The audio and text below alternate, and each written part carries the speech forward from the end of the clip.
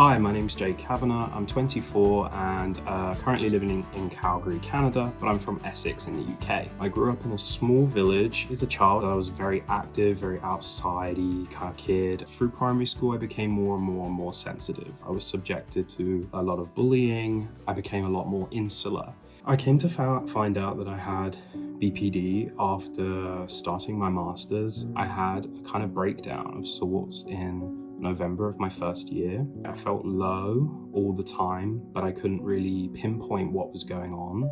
My relationships with other people were really intense. Had kind of always been intense, so I ended up having just a few very specific friends. That led to me feeling a lot more isolated, and I ended up taking that out on my body in different ways and going into hospital, and a psychiatrist diagnosed me with borderline personality disorder. My characterization of BPD, I think, was a little bit more what some people might refer to as quiet. I internalized a lot of my emotions and took them out on myself, often in private settings. BPD at its worst pulled me down to a point where I couldn't function in any capacity. I couldn't maintain my friendships, study, couldn't complete day-to-day tasks. I didn't want to shower. I didn't want to practice the cello. Even on days where I wanted to, I couldn't. My brain almost felt like it was bound by something, like there was a straitjacket around it and it couldn't get out and push past whatever I was feeling on that day, even to permit me to do things that would help me to feel better. I kind of lost everything. I lost a lot of friendships.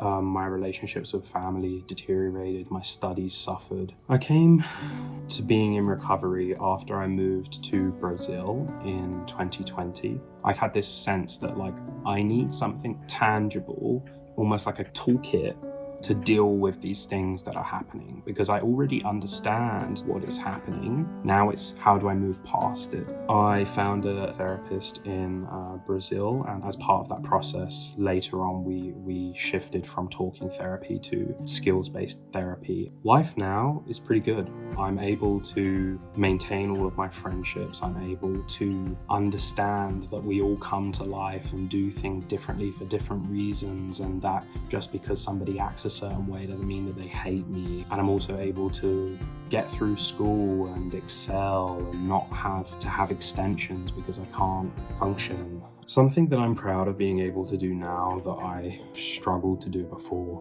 would definitely be navigating relationships. I don't just mean romantic relationships. I would go into a lot of different settings, work, academic, social, and would immediately start evaluating what flaws can I see potentially, and that's kind of a difficult way to live your life, because it's like you're always setting yourself up for something difficult to happen. You're going into a situation saying to yourself, this isn't going to work out, be on your guard, the world is a mess. But actually the world isn't a mess. We all come to life in very different ways. And I think that recognizing that and being able to radically accept people's differences and where I fit in that space has made every area of my life better. Yeah, outside of BPD, I am an academic. I enjoy reading and researching. I love reading fantasy and fiction in my spare time. I'm also a cellist.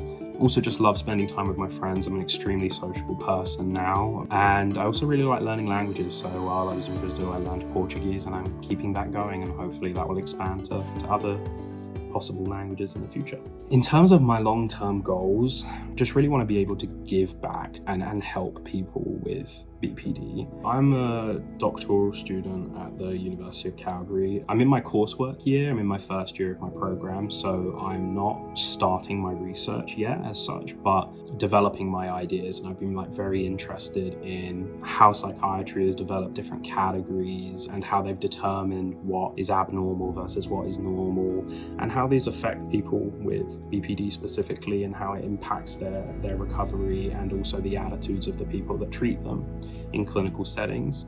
I think there's two things actually that stand out to me that could really help somebody that's struggling with their symptoms. One is remembering that you do not need to be paying for a therapist to start recovering. Recovery is a personal experience and journey. I know there are people that are part of the BPD Bunch that have demonstrated that by doing this themselves.